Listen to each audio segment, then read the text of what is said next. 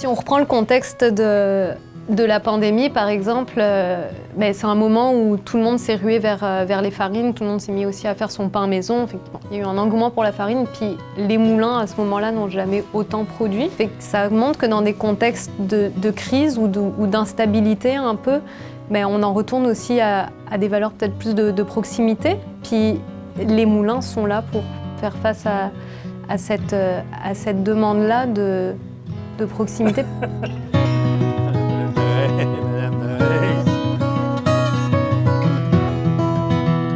Le moulin, aujourd'hui, c'est un acteur du passé, mais qui est tellement d'actualité aujourd'hui. Au niveau des tendances, tout le monde fait attention un peu à leur alimentation, l'origine des produits, la proximité. Alors là, on a tout ça, nous, ici, dans un moulin artisanal. Moi, mon meunier, il prend son grain juste à côté du moulin ou dans un périmètre de 10 km à la ronde. Puis il est là à tous les jours.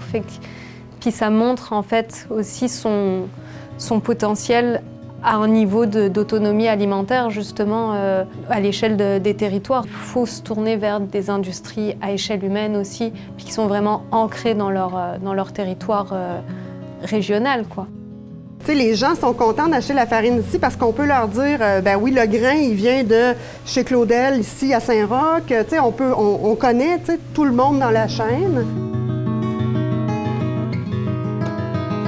Quand je dis ancrage dans le territoire régional, c'est parce que le grain vient vraiment d'un périmètre très proche à chaque fois pour les moulins et le réseau de distribution est tout aussi proche. L'idée, c'est vraiment de répondre avant tout à une demande locale, d'où peut-être l'idée aussi de voir plus de moulins ouvrir dans différentes localités au Québec pour pouvoir amener cette réponse-là justement dans plus de régions.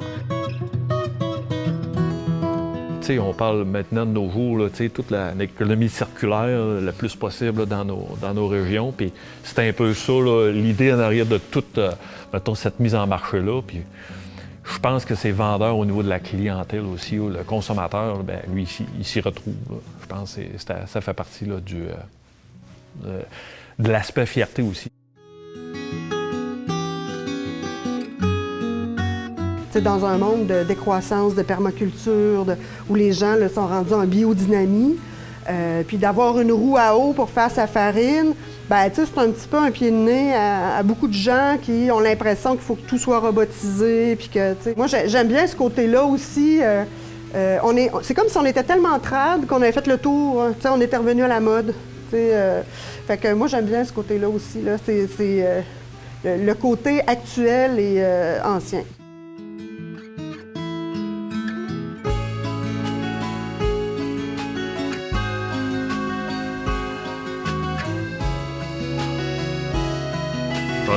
On a fait le choix de faire des produits 100% avec la farine du moulin.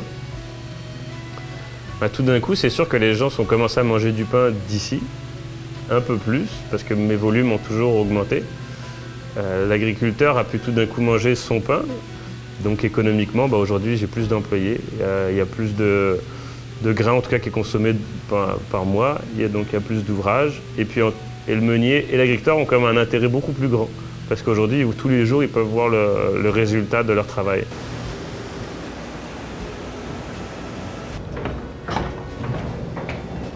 Puis on le voit dans les régions où il y a des moulins traditionnels qui sont encore actifs, les gens ils sont fiers d'en parler en général. Quand ils connaissent le moulin, ils connaissent le meunier et puis ils le nomment par son prénom. Et ça, c'est aussi ce que ça peut redevenir aujourd'hui, un point de rencontre identitaire au sein d'un village, ou au sein d'une petite ville ou au sein d'un quartier finalement. Donc oui, la valeur identitaire, je pense qu'elle est encore présente aujourd'hui. Nos ancêtres, ici surtout, là, je parle pour les locaux, là, c'était quelque chose d'assez vital, merci. Là. Les années qu'il n'y avait pas d'eau, pas de vent, écoute, il fallait qu'il y ait de l'autre côté, en tout cas, faire...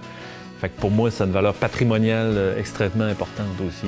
Il y a de la sueur d'homme, puis pour la survie aussi, indirectement. Tu n'avais pas de grand mood, l'hiver était vraiment ordinaire là, pour ici. Écoute, c'est des pièces de collection, ces moulins-là, les vieux moulins qu'on parle ici. Là.